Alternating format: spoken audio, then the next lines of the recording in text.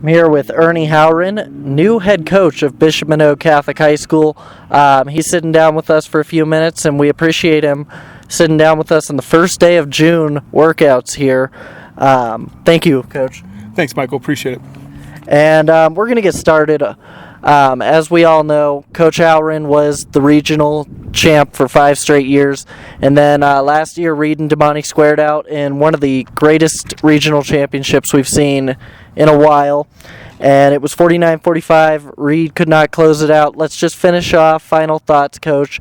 What's your thoughts on that game? What were your final thoughts ending your career at Reed with that?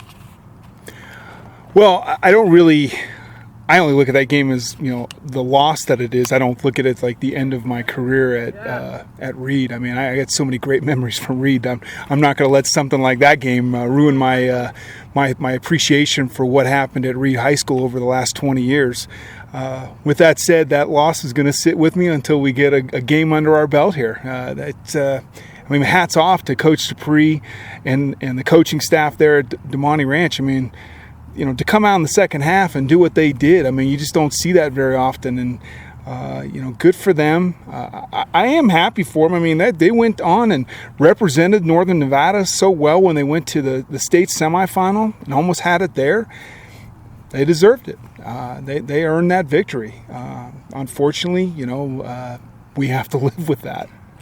And then we're going to break down January 10th and the weekend preceding it. You told me you were on vacation with your family and you guys were trying to figure out if you were going to be the next head coach of Bishop Manogue. You were at Reed, and then the news comes out and everybody's either finding out Twitter, being told in a locker room, something like that sort.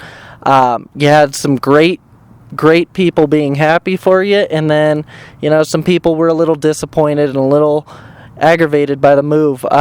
Take us through that weekend, take us through that day, and just what you have to say to the former Reed players, what you have to say to your new minors, just everything. Wow, Michael, just give me a couple things to talk about there. First of all, we were down in Disneyland and get the call that they would like to do an interview and,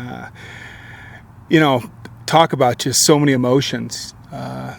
My wife and I and the family talked a lot in those long lines at Disneyland, just kind of weighing some options and thinking about, reflecting back on 20 years at Reed and, the future of where I'd like to see myself and my kids, it really came down to be a family decision. I will say that when I finally did get interviewed and did accept, the hardest thing that could have happened was we had that huge snowstorm. I don't know if you remember that week. And I don't believe we went back to school till either Wednesday on a late delayed start or Thursday. And then I wanted to let the kids know on Monday. And I'm just holding this around. It just made it really hard. And then obviously the hardest day was actually standing in front of those kids and telling them that I was no longer a Raider. And, I'm the one that made the decision, and I don't feel bad for it. I'm excited about the opportunity. I will always have a special place in my heart for the kids at Reed High School. We did a lot of fun things and a bunch of great kids and a bunch of great families, and I have a ton of friendships from there that that have stood the test of me making this decision, and that lets me know they are good friends of mine. Unfortunately, there's some people that think that I'm a traitor and all that, and oh well, go do what you got to do. I can't worry about that. What I do worry about now is jumping on board with these kids here at Manogue. And I'll tell you what, we got some talent here. We got some work ahead of us, but we got some talent. And to kind of give a little perspective, we interviewed Eric Schmitz-Moran and Cam Emerson, and they were nothing but excited for you here at Manogue, and understood that it was a family decision and that it was your decision. And as Cam said, guy put 20 years in at Reed. You can't fault him for wanting to leave. He built this thing from the ground up. So very much appreciation coming out of Sparks for you. And with that being said, we're going to kind of close the book on the Reed after this question. One last question on Reed. You are going to play them, but you're going to be in green and gold. Not in that Sparks area, not in the beautiful colors of Reed. It's different. What's it gonna be like? Well, it'll be in the beautiful colors of Manogue because it'll be here at Manogue. Yeah, I mean, I'm human, man. There's gonna be some emotions, but at the same time, that's gonna be checked really early in the week because the focus will be on winning a football game. That's the great thing about football. Who's next, and move on. And the kids at Reed High School are moving on. They've got a great coaching staff over there, and they're going to buy into what they're doing. And you know what? Who's Ernie Howren at that point? They're going to be focused on winning a football game against Manogue, just like Manogue's going to be focused on beating Reed High School that night. And starting with that, Bishop Manogue Catholic High School had Thomas Peregrine, great staff last year, but he stepped down, and we had you come in. And the team did very well by all standards, getting a playoff spot, getting some tough league wins.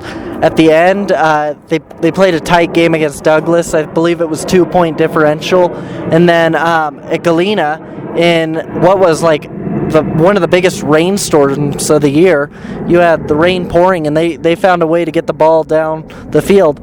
4-6 last year, 1-3 in league. You had some good spots, you had some not so good spots. How are we building on that? Well, first of all, you're going to build on the young men that played on varsity last season, and we're going to take the varsity experience that they had, and we're just going to build on that. They've seen the game speed that required a varsity. Now we're just going to bring in our system and just fine-tune some of the things that they've been doing over the last 2 years. And, some of the wrinkles that we feel like we bring to the table. I don't want to toot our horn as a coaching staff, but I really feel like we have a system that works, and we're bought into what it is, and we're going to get the kids here at Manogue bought into it with their athleticism. Next thing you know, some good stuff's going to happen. Absolutely, Coach. And then a very, very physical game last year, and you can tell the rivalry's heating up in South Reno between Bishop Manogue and Damani Ranch. Like we said, you played Damani, you know Sean Dupree, you know that coaching staff. Do you kind of shy away from those rivalries, or do you embrace it and you build that up? Honestly, I don't shy away from anything. I mean, if you really, the old saying, if you want to be the best, you got to beat the best, right? Well, at some point, we're going to have to knock off the big dogs, the Carsons and the Damani Ranches. I mean, those are the programs that everybody's gunning for on the Sierra side.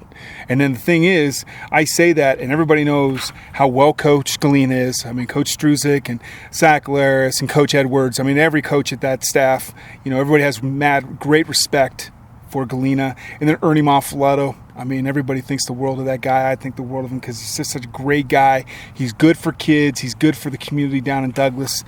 All those guys, every one of us is doing what we can to try and get to the top. And, that right now, the two top dogs are Carson and Damani Ranch. Absolutely. An unbelievably competitive 4A, and specifically on the Sierra League side, it's just huge.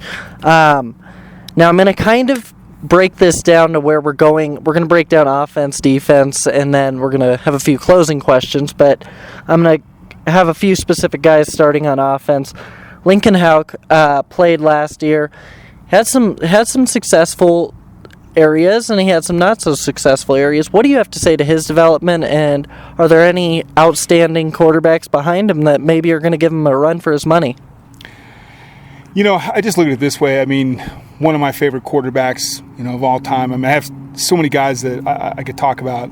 Matt Den, Chris Den, Tony Maldonado, AJ Silva, Mark Nowaczewski up at Nevada, Zach Parker. But one of the guys that started for us as a sophomore was Zach May back in 2002.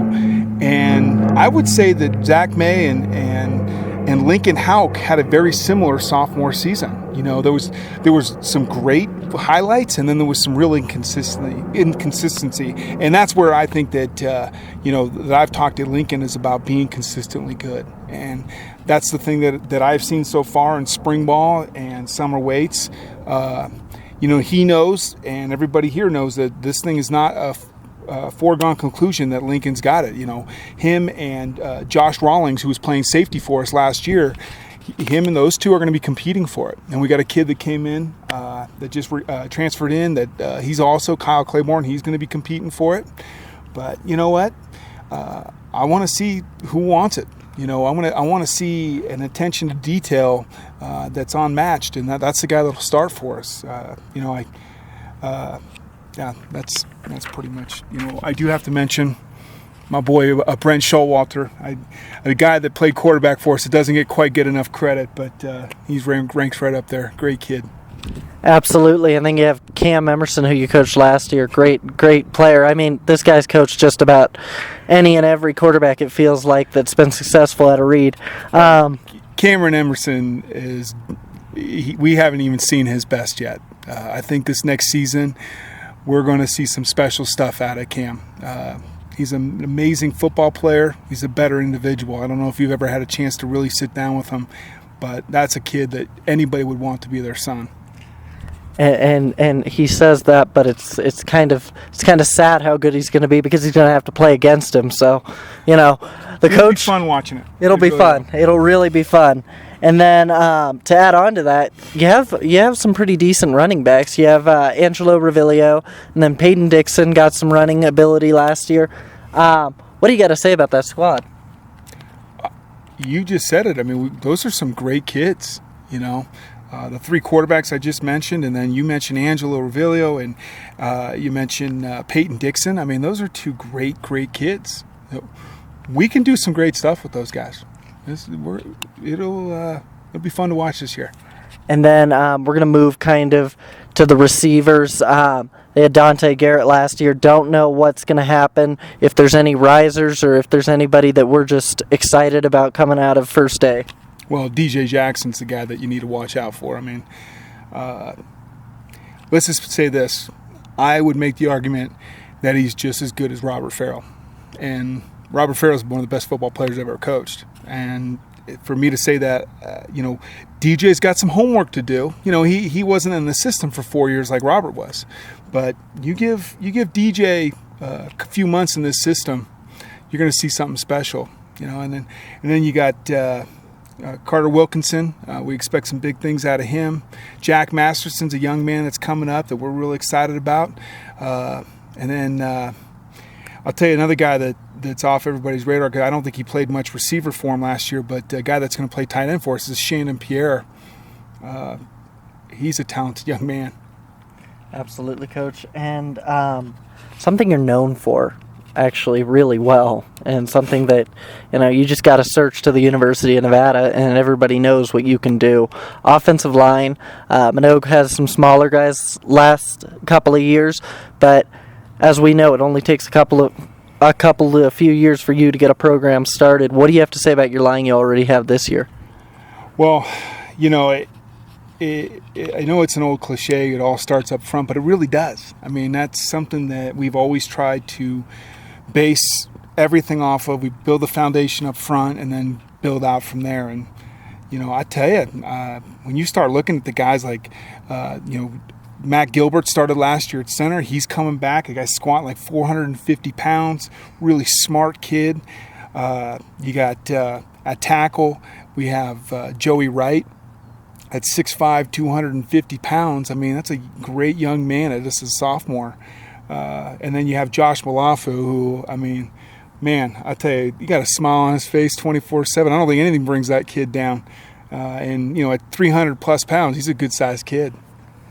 For sure. And then we move to the other side of the trenches on your defensive line.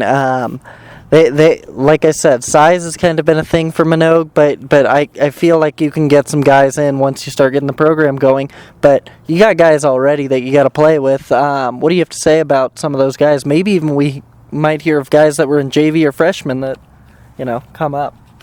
Yeah, I mean, there's some definitely guys coming off of JV up to varsity this season. Shannon Pierre, again, him and Eric will probably be pushing for, the best defensive lineman in the entire area. That's how much I think of, obviously Eric, we knew what a stud Schmitz was.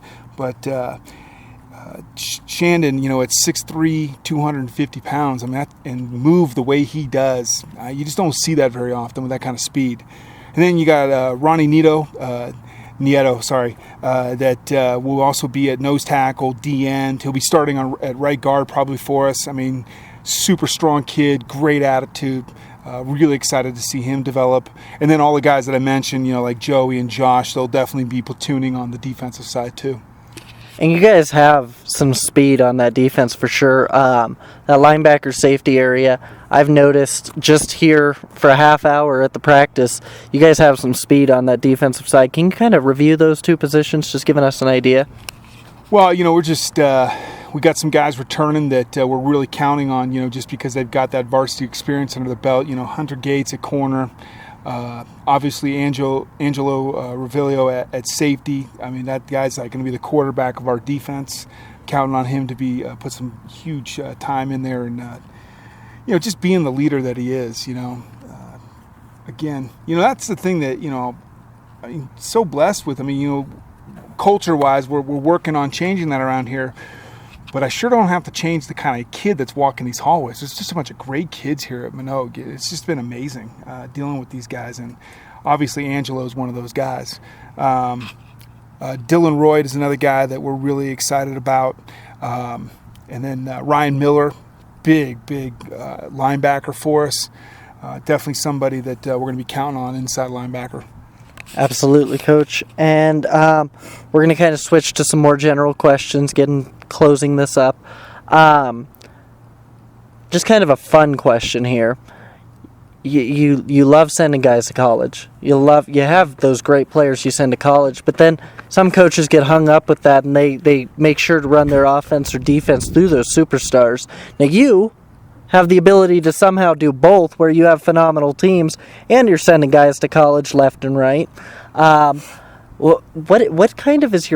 What is your perspective on that, and what's kind of your thoughts on just hoping to get some minors into the college system this year and in the future? Well, I didn't have to do much, to be honest with you, because we already had Vi Cahill, who is going to be a sophomore for us. He already has a full ride to Nevada. And plenty more to come for that young man. He is so talented. And we have about 4 or 5 other kids. Within the next 2 years, I think all 4 of them will be D1 scholarship guys. We've just been really fortunate to have, like I said, there's a great nucleus here. And, we're just going to try and do a couple things to just enhance some of the ways that they play on the field. And I think that, it should equate to wins. And I think it'll work out well for them personally moving forward. And I think we all know the answer to this one, but for some of the people that didn't go out to Reed High football games all the time, you want to kind of give a perspective on what the new minor offense and defense is going to kind of look like, because I have a gut feeling that you're going to kind of bring that system. If it ain't broke, don't fix it type of deal. Yeah, I'm not letting any secrets out. I mean, we're going to run the same offense and the exact same defense. We're not changing anything. This is what we believe in. We feel like we have the answers, for what teams will do to us, both offensively and defensively, and we feel strong about it, and excited about a new crew of kids, putting them into this system and seeing what they can do. Absolutely, and just to give people an outlook, Reed, they could toss the ball 60 yards if they wanted to, or they could throw that nice little bubble screen and get some yardage out of that, and then get guys like Trey Bussey that could run through anybody. So hoping to continue that success, and something that's going to help continue that success, you brought over your entire varsity staff. Can you kind of give us a breakdown of just some of those guys, or maybe all of them, and just give us what's special about them? Why do you love them so much? I mean, because you stick with these guys, and let's be honest, you're sometimes spending more time with these guys here out on the field than you are your daughter and wife. I mean, it's funny.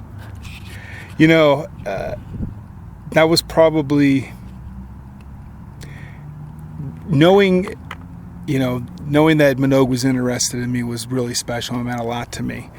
But then to come to Reed, and come from Reed to Manogue and talk to the coaching staff and say that, hey, I would love all you guys to come with me, and to have 14 of the guys from Reed come over, that was the greatest thing that's ever happened to me. I mean, it just meant the world to me that these guys, we all believe in each other so much, and we don't just, this isn't just about football for us. This is about us hanging out because we're friends. We do stuff in the off season. We're not just football coaches, and we're a bunch of friends that coach football together, and it just, it meant a lot to me that those guys came over, and I can't thank them enough.